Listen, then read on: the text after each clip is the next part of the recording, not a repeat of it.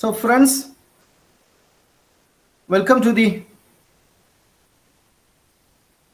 lecture series on political ideology.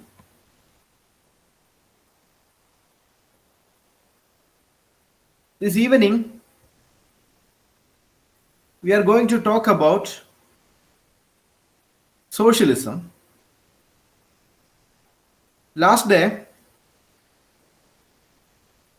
there was an introduction on socialism. This lecture is titled Socialism, the Fundamentals.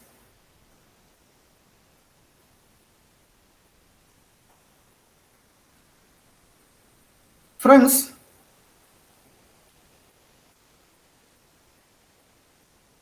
one of the difficulties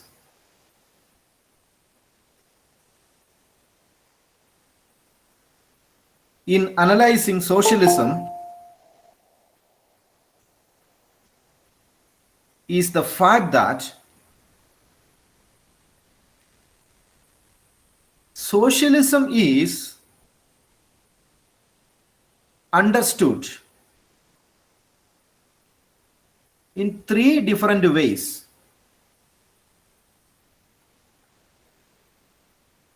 The first sense of interpretation is that socialism is an economic model.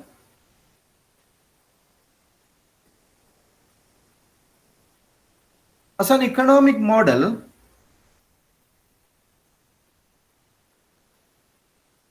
it is linked to collectivization and planning, centralized planning of society, of social development. Collectivization and planned development.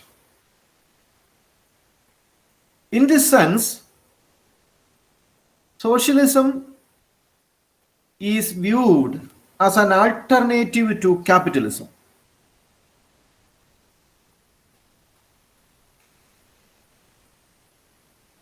But friends, pure socialism and pure capitalism is just an illusion.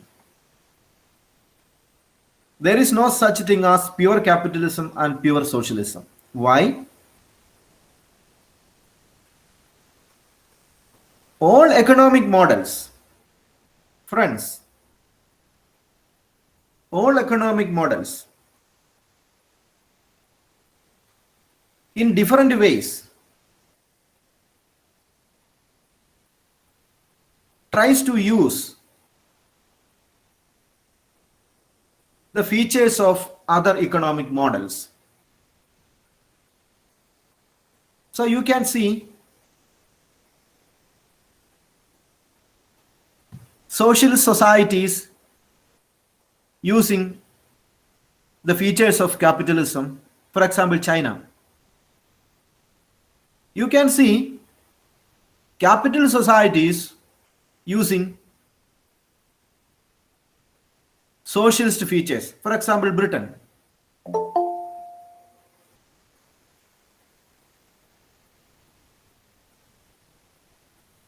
Therefore,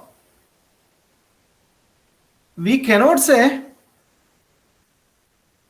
socialism as a pure alternative to capitalism. But of course, it is the one way in which we define socialism all over the world. Second interpretation is that socialism is an instrument of labor movement. It is an instrument of labor movement.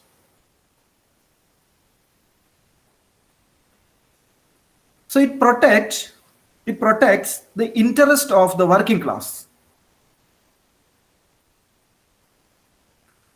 It helps the working class acquire political and economic power. Therefore, Socialism, some people argue that, is a form of laborism.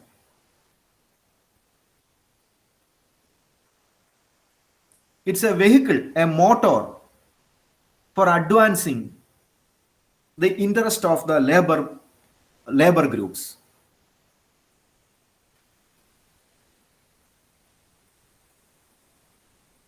Of course, we can see that since the Industrial Revolution, socialism has been attached to working class or labor.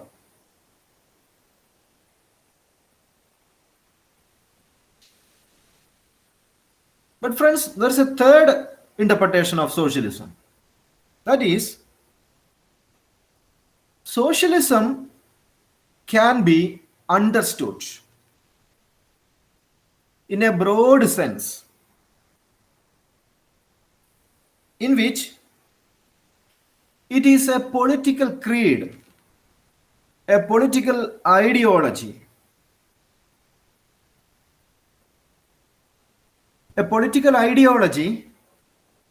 characterized by a cluster of ideas, value systems, theories. So, I told you, we can interpret socialism in three different ways. What are them? An economic model. Second, a labor-oriented program or laborism. Third, a political ideology which involves a particular cluster of ideas. And friends, in this lecture, we will try to understand socialism not as an alternative to capitalism, nor as a labor-oriented program.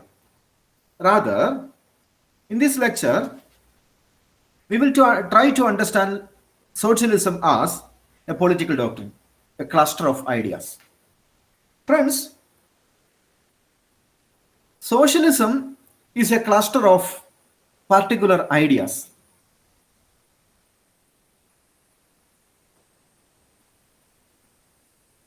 As a political ideology, it is comprised of certain core and fundamental assumptions. Core and fundamental assumptions. What are these fundamental assumptions of a socialist? What are the attributes of a socialist society? Let us see one by one. I will tell you 5 core assumptions of socialist societies. The first one is notion of community, a notion of community. Second, cooperation between man. Third, equality of man. 4, class politics, viewing society as a society divided by classes. 5th, common ownership, no private ownership of property. So let us examine these fundamental assumptions one by one. First point, community. Friends, at the heart of socialism, you will see the socialist notion that man is a social creature. Man is a social creature. So, socialist societies believe you can solve the economic and social problems of your society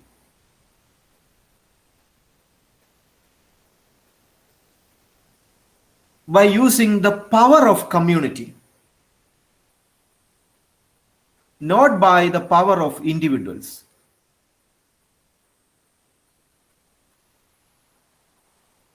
That means Socialist stresses the capacity of human beings for collective action. Humans are capable of collective action, and collective action is a virtuous action.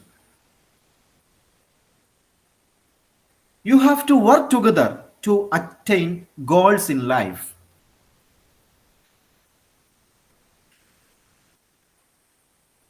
If you work alone, if you strive alone, you will look only for personal self-interest. But if you work in group, you will look for common good. Therefore, friends, most socialist people, socialist oriented people, would refer to an English metaphysical poet, John Donne. John Donne. John Donne, in his famous book, No Man is an Island, he has poured over few lines, a poem like this. John Donne, an English metaphysical poet. He lived in the 16th century. He said like this. It is a poem. No man is an island entire of itself.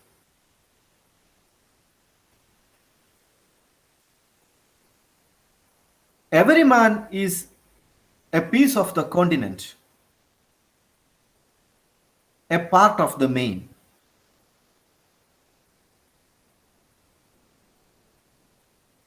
Any man's death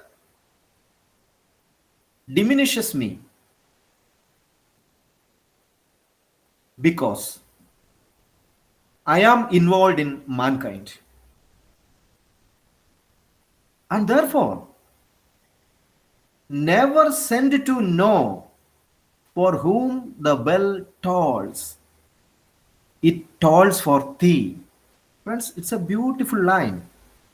You just look at the first line. No man is an island. No man is an island. What does it mean to say no man is an island? It's a phrase.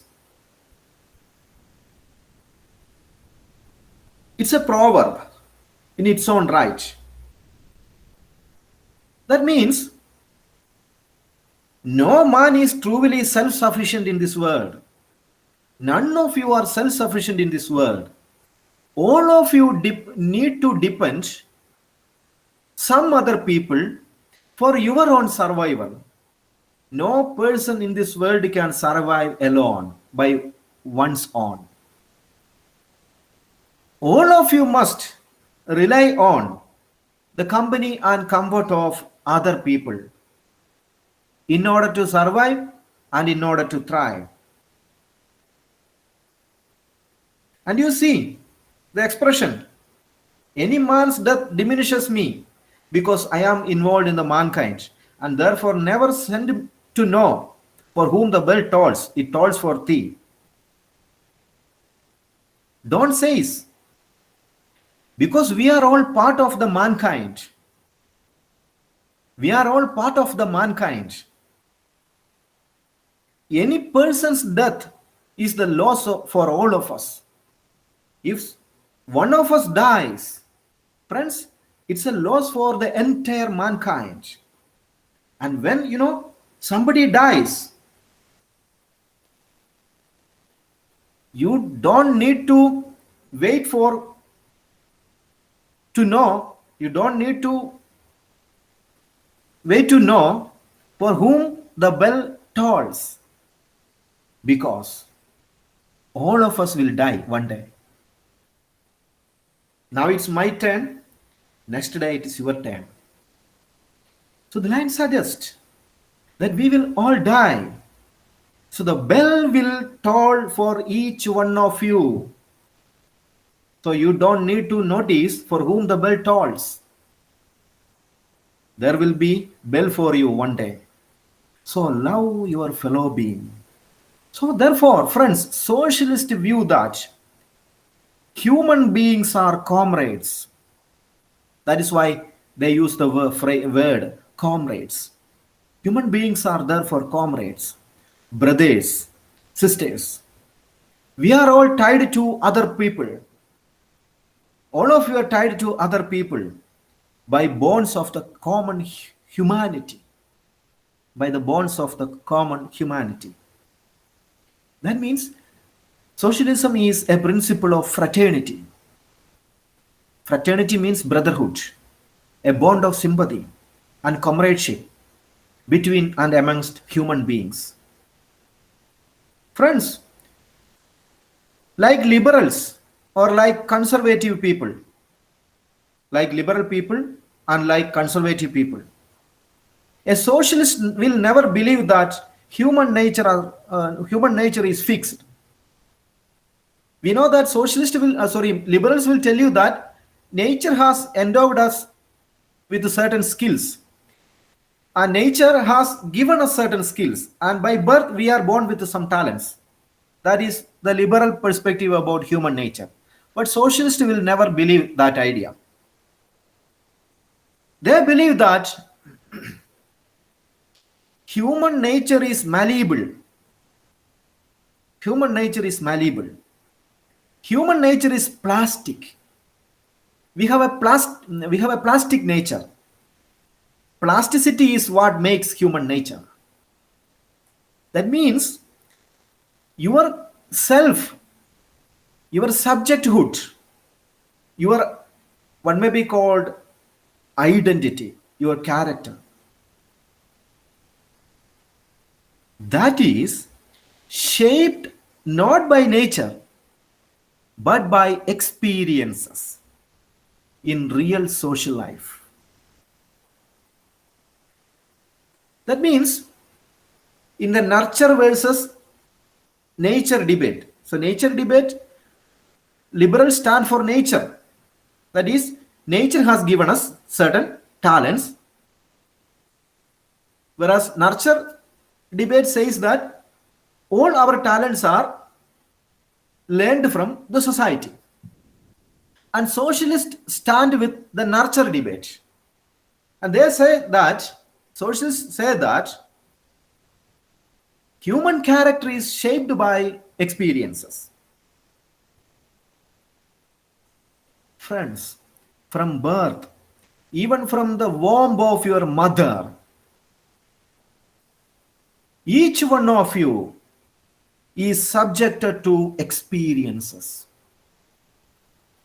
And friends, that experience, right from the womb, your mother's womb, that mold your character, that condition your character, that shape your personality, that shape your personhood, that shape yourself, the subject. All your skills, human skills, all your attributes are not given by nature. Friends, you have learned it from society. Right from the language you are speaking. From the language, you have used the expression mother, father, brother, sister, God. Friends, where did you get all these notions? From the society. So socialists believe individual is inseparable from society. You are neither self-sufficient nor self-contained. You are neither self-sufficient nor self-satisfied. You can never satisfy yourself. You can never live your own. It is not at all possible to think of a society of atomized individuals. Atomized individuals in society is a total absurd idea.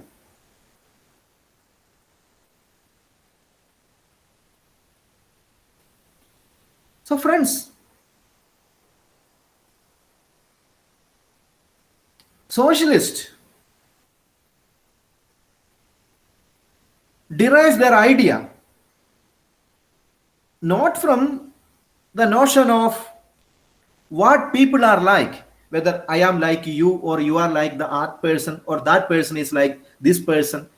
Their notion comes from this type of interpretation, whether people are alike or not. Rather, their notion of human community comes from your ability, your capacity to become. To become. You all have inherent potential. You can all one day become something. You can achieve genuine emancipation and fulfillment. You can achieve genuine emancipation and fulfillment as a member of a community. So that's why, friends, an African socialist, Julius Nyerere, was the president of Tanzania. He pointed out, we in Africa have no more real need. We in Africa have no more real need to be converted to socialism. In Africa, we don't need to be converted to socialism because we are already socialist.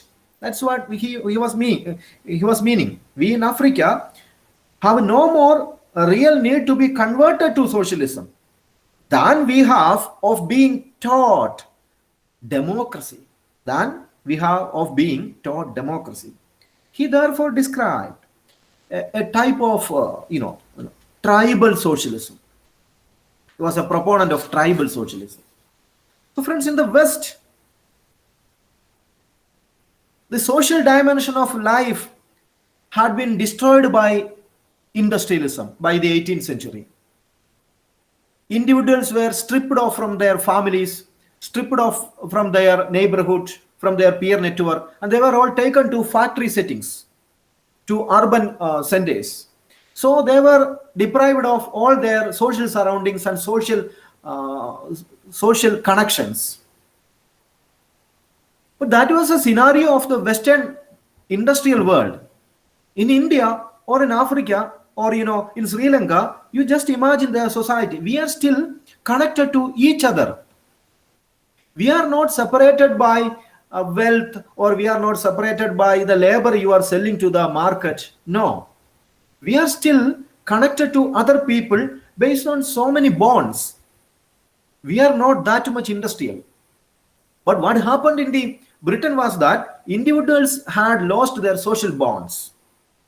That's why by 19th century, people like Fourier and Owen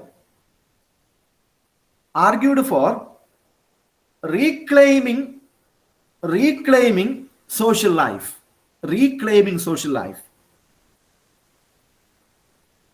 So Charles Fourier, for example, encouraged experimental communities in Europe. Experimental communities in Europe. It was called phalansteries. Phalansteries. Phalansteries. Phalansteries. That's called experimental community, in which people connect with other people, because people have already lost their social bonds with other people because of industrial civilization.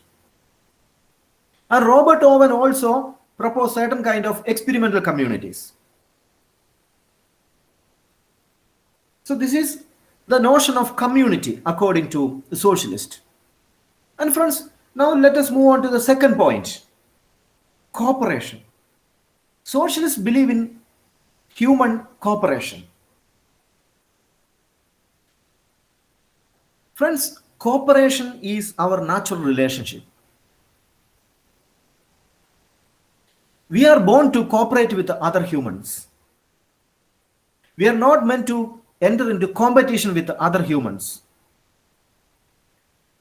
Competition pits one individual against another individual. competition pits one individual against another individual. Competition only encourages you deny or ignore your social nature.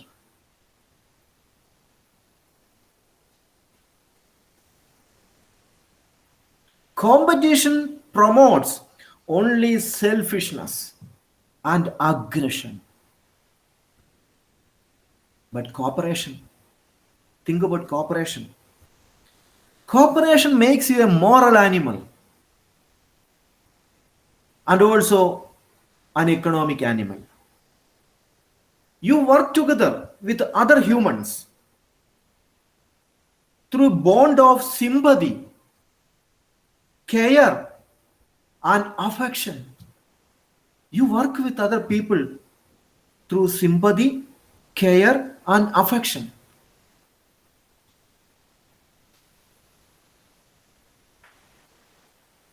So the Russian anarchist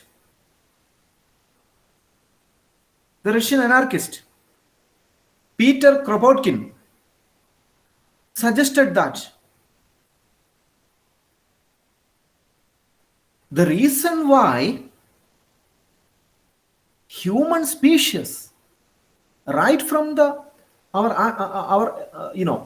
right from the beginning of Homo sapiens, the reason why we have survived, we have prospered, is because of the fact that we have, as human beings, a capacity for mutual aid. So he proposed the famous idea of mutual aid. Friends, we are born for mutual aid.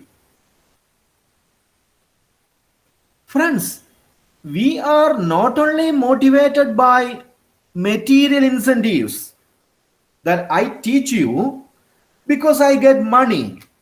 I am paid by the government. Government is my employer. I am government's employee. And for doing the service, that teaching the students, that is my job. I am selling my labor to the government. Government is my employer. I am selling my labor. My labor is my teaching power. And of course, why I am motivated to teach you? Of course, as a human being, I want to survive. I want to eat. I want shelter. I want cloth. I want water, and I want other kinds of necessities for survival. So I can earn this only by selling my labor. So of course, my labor is motivated by economic or material incentive. But the question is that the only reason why I teach?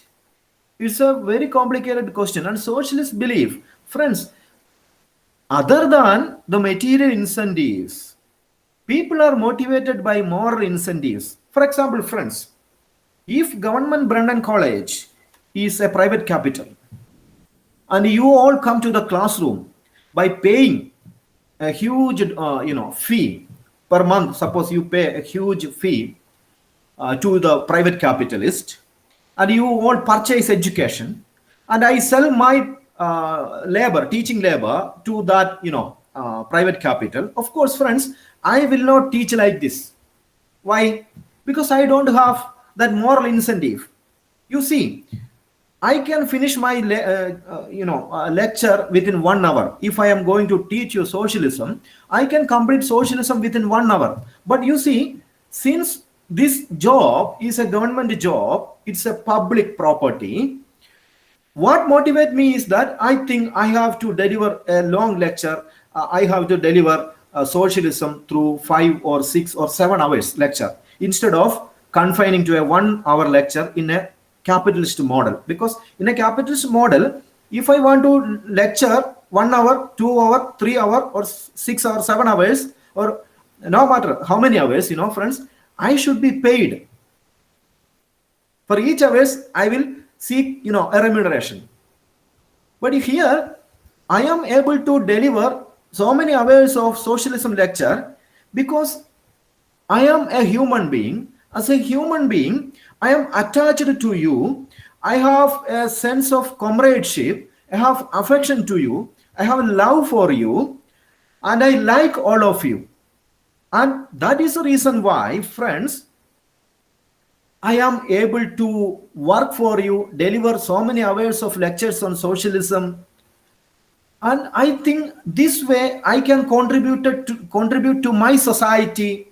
I can build a good society by teaching you some ideas, provoking some sparks in your heart, because I have sympathy for you, a sense of responsibility towards you, and a feeling of fellow being. And I think that you are all in need of me. Friends, this is a vision of social life. This is a vision of human being. This will prosper only in a socialist notion of society. If government Brandon College were born capitalist, friends, I will not deliver lecture like this.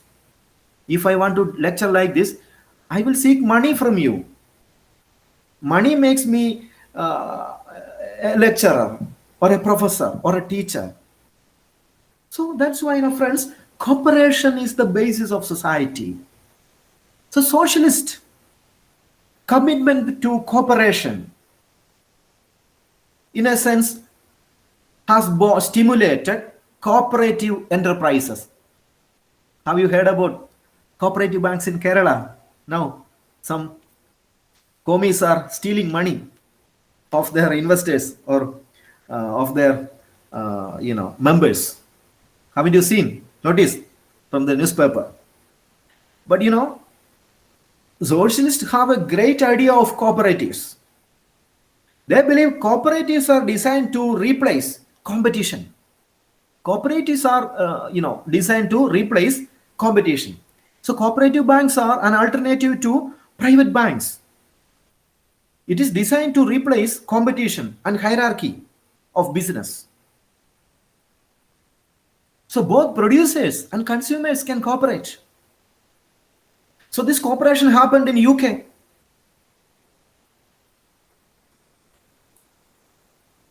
In UK and in Scotland, there were producers cooperatives. In Russia, there were collective farming introduced by Stalin. And in Spain and Yugoslavia, there were producers cooperatives. So cooperatives was an idea that you can replace private competition by private capitalists by way of cooperation between producers and consumers.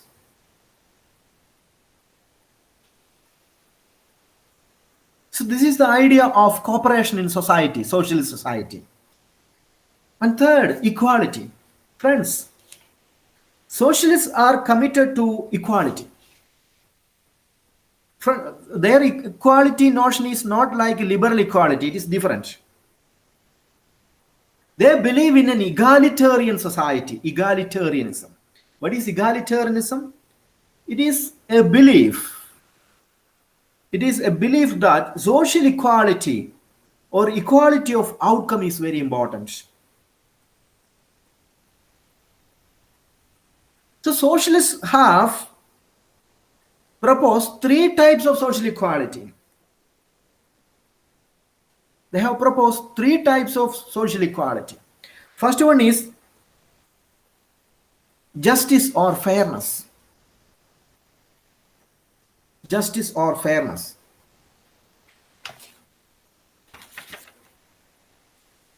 Friends, socialists never believe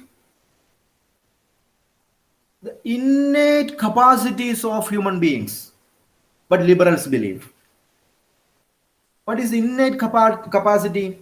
That nature has given you certain natural talents, and society should pay for that natural talents, respect that natural talents. That is liberal says. But socialists never believe in that idea. There should be fairness, or what may be called justice. What is that?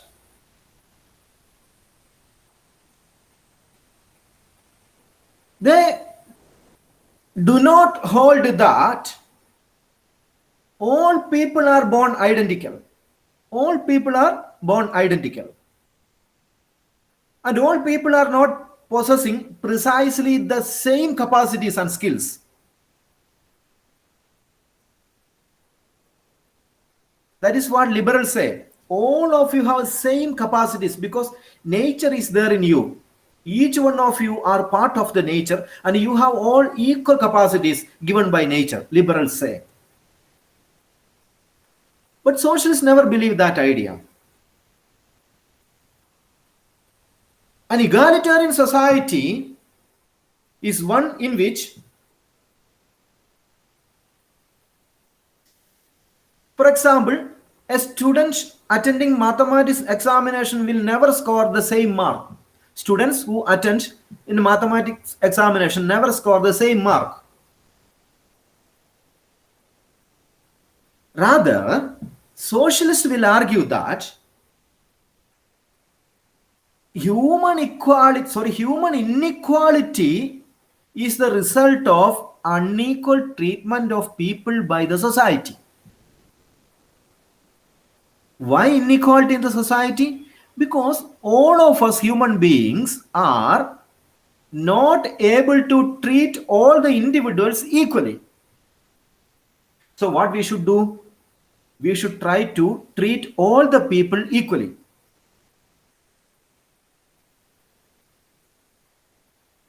So it is not a question of whether nature has given you unequal talents.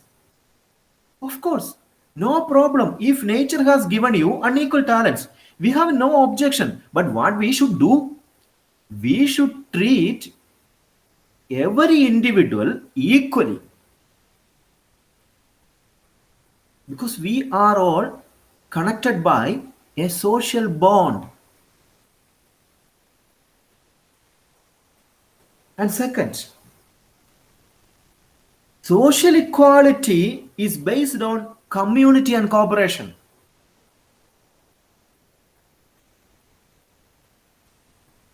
If you all live in equal social circumstances,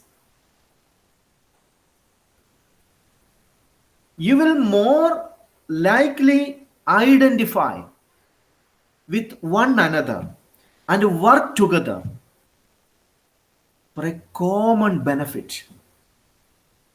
You all have shelter, you all have job, you all have education, you all have income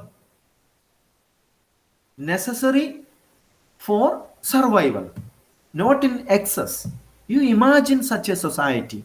You all got education. And by the education, you will get job. By the job, you will get remuneration, income. By the income, you can eat well. You can build a house. You can have family. You can have social relations. And everything is possible because the society has given you all these things. You think about such a society. So we can identify with each other. But you just look upon liberal society. There are huge hierarchy, class hierarchy. There are people with huge wealth and they never identify themselves with people on the periphery. They will have contempt for the poor people. Rich people will always have contempt for the poor people. That is very natural. This is second idea of equality. And a third idea, friends, is very important. Need is the basis of man's life. Why do we live? Why do we live?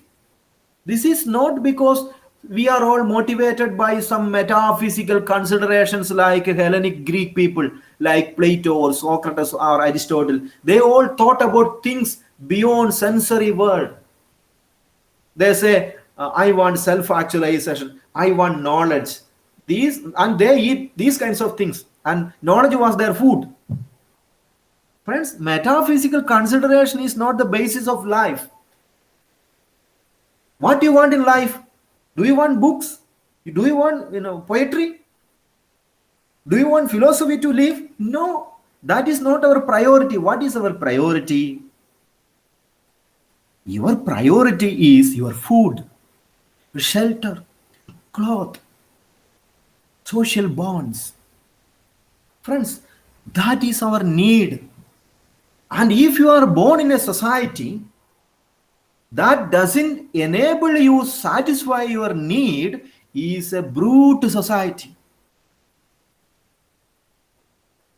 A need is a necessity, and your need demands satisfaction. And society should help you satisfy your needs. You have a need for food, water, shelter, companionship, love, sex, and everything. This is fundamental to human life. And society should have arrangements by which you are able to satisfy your needs. That's why Karl Marx famously said the organizing principle of a socialist society, communist society, is from each according to his ability to each according to his need. You work very hard, but society will give you that thing which will satisfy your needs. Let Anil Ambani and Mukesh Ambani work very hard, no problem. But what we will give them, we will give them what they need. It's a good society, right? Good society. So that's why, friends, socialists argue that absolute social equality can be brought by the abolition of private property. Absolute social equality can be brought by the abolition of private property. That's why people like Karl Marx advocated for collectivization. That is the abolition of private property. You abolish all the private property and establish a comprehensive system of common or public ownership. And this idea was practiced in Russia and in China. But in social democracies, they never endorse, that's also a type of socialism, they never endorse abolition of private property. Rather, they endorse some type of redistribution of wealth, such as progressive taxation.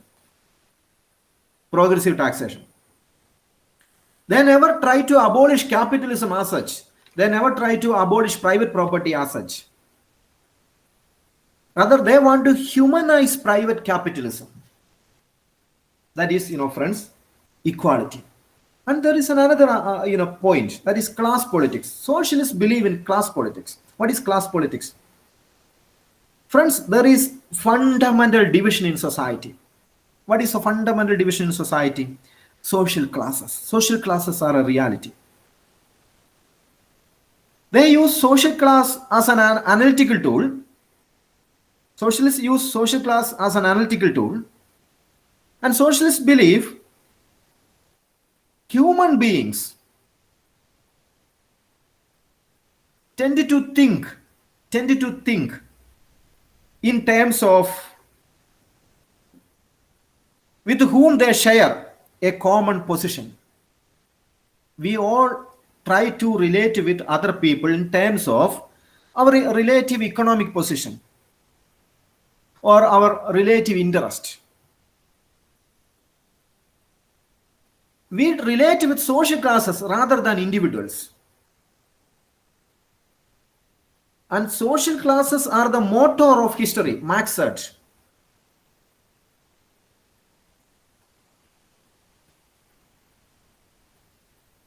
And socialists are divided about the nature and importance of social classes. Of course, not all socialists believe that social classes are the basis of history. And on this question, what is the role of idea of social classes in human history? Socialists are divided, and particularly Marxist tradition argue that class is linked to economic position or economic power. And who got power in society? Those class who control wealth or who control means of production. From this idea, class divisions are division between capitalist class and labor class. Who is the capitalist class? Those who have capital. Who is the labor class? The working class who sell their labor for their subsistence. I am selling my labor. I am not a capitalist. I am a teacher by profession. And what is my subsistence earning? I am earning by way of selling my labor. And what is my labor? The teaching. The way in which I teach is my labor. And I am, of course, a working class because I teach for earning. So that's my labor. So society, according to socialist, particularly Marxist, is based on the division between capital and the labor. It's a division between the owners of production, the bourgeoisie, and those who live on the sale of their labor power, the proletariat. So who is bourgeois?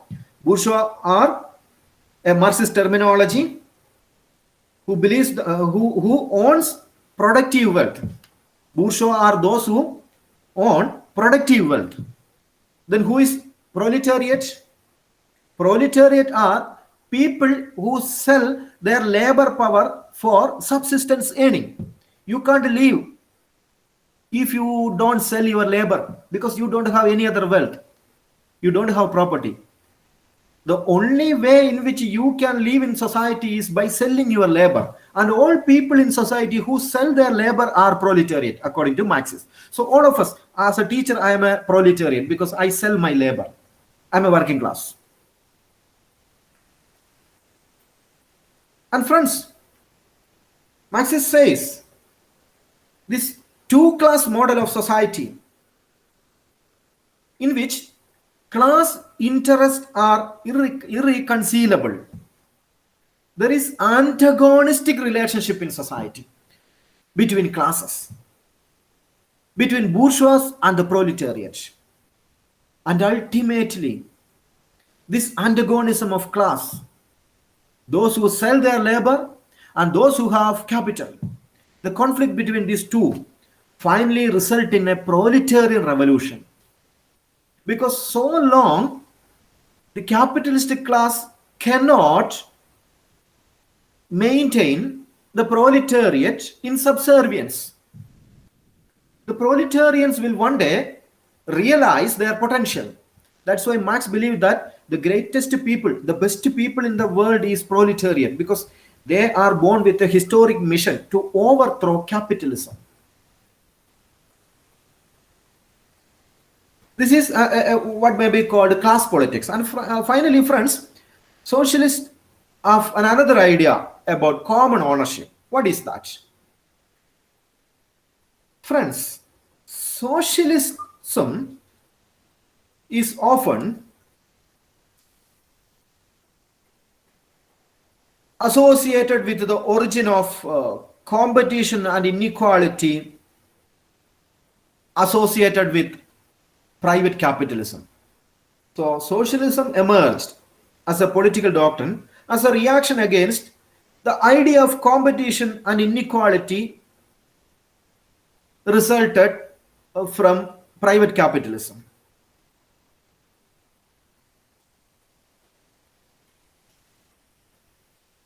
And socialists believe that private property create inequality. And what is private property? Socialists say that private property means productive wealth or capital. Private property is productive wealth or capital. And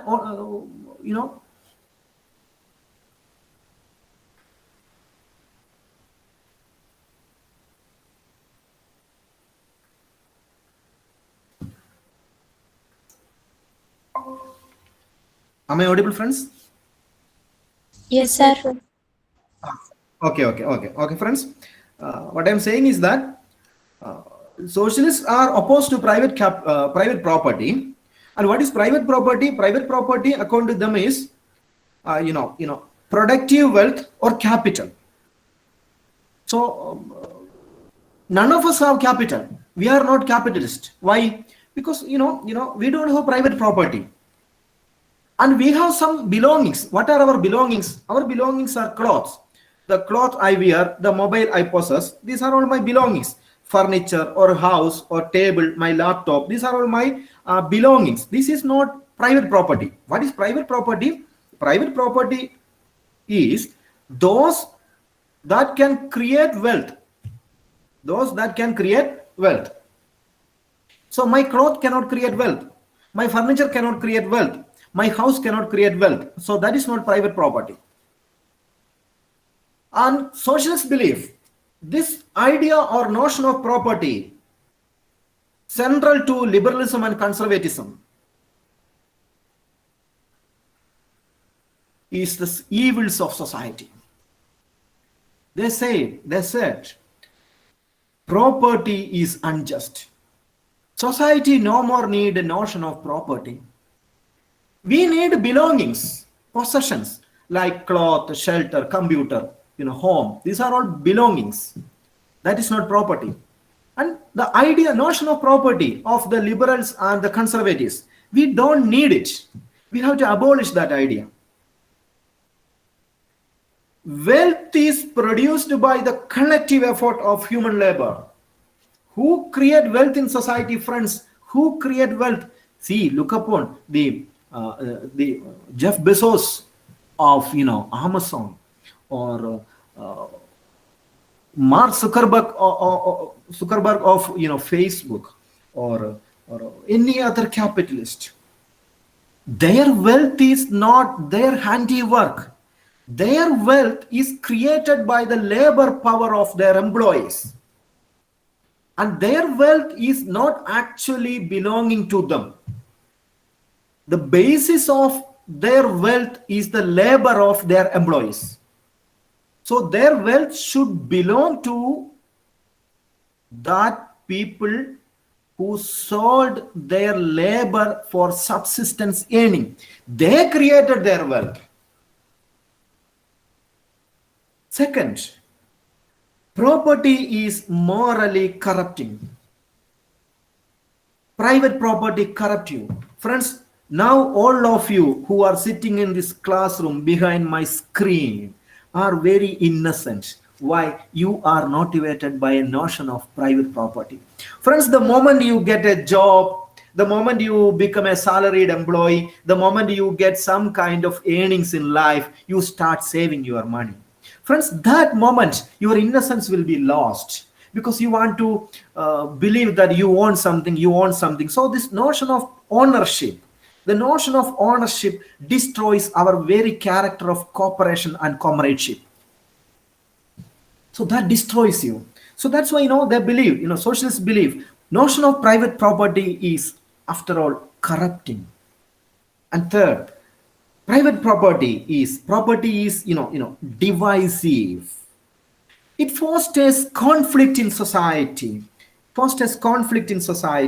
Between the owners and the workers, between the employers and the employees, simply between the rich people and the poor people, between the bourgeoisies and the proletariat. It creates conflict. So, how can we come out of property? One group of socialists argue that it is through nationalization of wealth. You nationalize all the private property of all the people who possess unnecessary amount of wealth. You nationalize their wealth and keep it in a public ownership. This is what happened in Soviet Union. Stalin, through a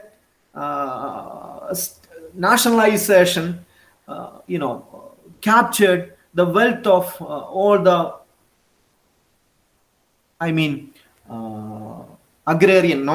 feudal landlords. He captured the wealth of all the feudal landlords. And a type of common ownership was established in Soviet Union. It is called state socialism. And some socialists never believe in state socialism. They believe only in mixed economy. In UK, for example, Attlee government, 1945-51, nationalized some core industries. They call it commanding height. Commanding height. That is the commanding heights of the economy. They are coal industry, steel industry, electricity industry, gas industry. These are the commanding heights of economy that should not go to private hands. So that is called a mixed economy. That is private capital and public capital. Private sector and public sector go hand in hand. Mixed economy. And this is state socialism or nationalization or mixed economy. These are the responses of socialists towards the question of private property. So anyway, particularly Marxist-like people, they argue for the complete abolition of private property. Friends, that is what I wanted to tell you all about, socialism. Now the floor is open for discussion. Friends, you can have questions.